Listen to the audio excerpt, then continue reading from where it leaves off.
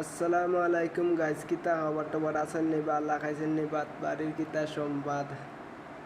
যাই হোক, আপনার কাছে আর কথা বেশি লম্বা করিয়া লাভ নাই, ঠিক আছে নি।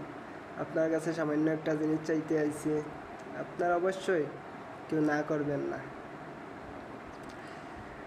আমার যে ছোটো মোটো আইডিগুলো আপনার কাছে যায়, তো একটু লাইক কমেন্ট শেয়ার করবেন, সাবস্ক্রাইব করিয়া দিবেন, ঠিক আছে ভাই। আপনারা একটু সাবস্ক্রাইব করলে, আমি একটু লাইক কমেন্ট করলে আমি অনেক খুশি খুশি হই, ঠিক আছে।